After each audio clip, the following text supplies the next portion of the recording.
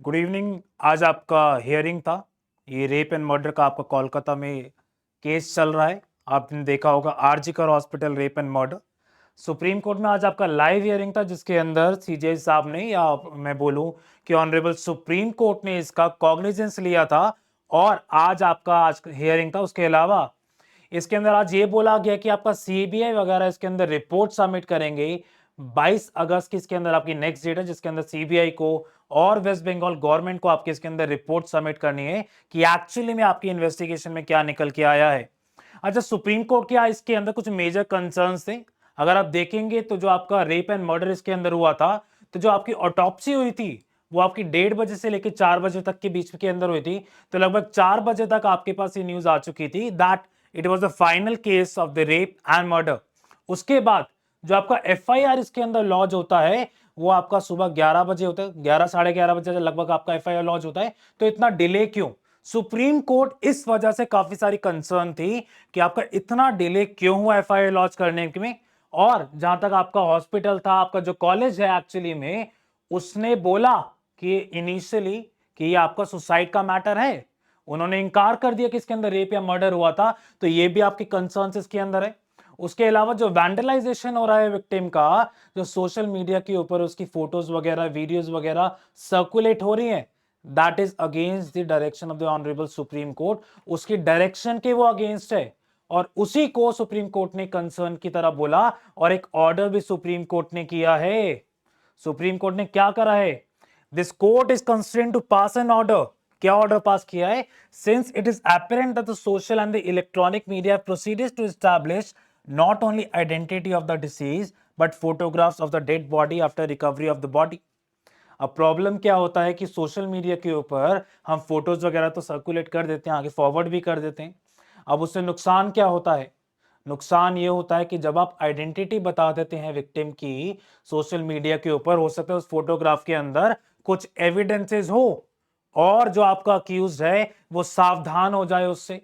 या जब हम टीआईपी करवाने जा रहे हो तो टीआईपी में एक तरीके से हमें अगर किसी ने सपोज कीजिए विटनेस होता और टीआईपी में अगर वो आइडेंटिफाई करना चाहता, अगर आपने पहले ही आइडेंटिटी बता दी, तो ये बोला जा सकता है प्रोसिक्यूशन के द्वारा, ये डिफेंस लिया जा सकता है कि उसके द्वारा कि ये तो कोई भी व्यक्ति बता सकता है।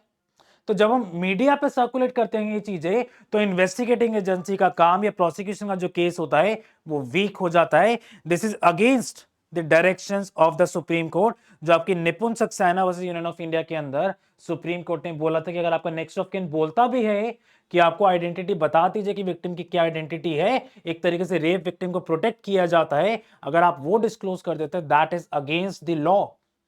आप लॉ के अगेंस्ट जाके उस विक्टिम को, उसके परिवार वालों को एक तरीके से दुख पहुंचाते हैं। आप इन्वेस्टिगेटिंग मशीनरी से एक तरीके से छेड़छाड़ करते हैं। अब हालांकि बोला गया है इसके अंदर कि आपका जो सीबीआई है, जो आपकी इन्वेस्टिगेटिंग एजेंसी है, 22 अगस्त तक रिपोर्ट कर देंगे, रिपोर्ट सबमिट कर देंगे सुप्रीम कोर्ट ऑफ इंडिया के अंदर। और आप पब्लिक नॉलेज के अंदर तो वो नहीं आएगा। उसका रीजन ये होता है कि पब्लिक नॉलेज के अंदर आपको रिपोर्ट दे देंगे तो भाई इन्वेस्टिगेशन कैसे होगी, प्रोसिक्यूशन अपना केस कैसे प्रूव करेगा। अब देखेंगे नेक्स्ट हियरिंग जो आपकी होगी 22 अगस्त की, उसके अंदर देखते हैं कि आपका सुप्रीम कोर्ट इसके अंदर क्या बोलता है। बहुत ही दुखद मामला है जो आपका चल रहा है, आपका रेप एंड मर्डर का। नहीं होना चाहिए। निर्भया के बाद इसको निर्भया 2.0 भी बोला जा रहा है। इस वजह से बोला जा रहा है क्योंकि उस टाइम जो आपका ये ऑफेंस हुआ था रेप का, उसके बाद काफी सारे क्रिमिनल लॉ अमेंडमेंट आए थे। आज सोसाइटी के अंदर आपका इतना प्रोटेस्ट चल रहे हैं, that's why it is being called as Nirbhaya 2.0। हो सकता है इसके बाद भी काफी सारे अमेंडमेंट्स आए, काफी सारे चेंजेस हो। मेरे हिसाब से जो मेजर चेंज होना चाहिए that is with respect to the law. आप डे टू डे हियरिंग कर दीजिए, आप फटाफट ट्रायल चला के खत्म कर दीजिए। Even in the district court, high court या सुप्रीम कोर्ट भी आप जाओ, हर जगह पे आपका जो ट्रायल होना चाहिए डे टू डे हियरिंग के अंदर कंक्लूड होना चाहिए। 10 हियरिंग के अंदर मैक्सिमम आपका अगर केस खत्म हो जाता है तो 15-20 दिन के अंदर तो केस आपका वैसे ही खत्म हो जाएगा।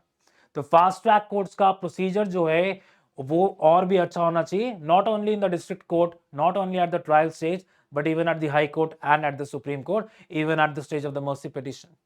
उसके अलावा सुप्रीम कोर्ट ने आपका एक नेशनल टास्क फोर्स फेम करने के लिए भी बोला है ताकि डॉक्टर्स की प्रोटेक्शन की जा सके। उनको सीआरपीएफ सीआईएसएफ का उनको एक तरीके से प्रोटेक्शन भी मिलना चाहिए। अब जो नेक्स्ट हियरिंग आपका होगा 22 अगस्त को होगा, देखते हैं उसके अंदर सुप्रीम कोर्ट आपका क्या बोलता है। आज के लिए इतना ही रखेंगे। Good bye.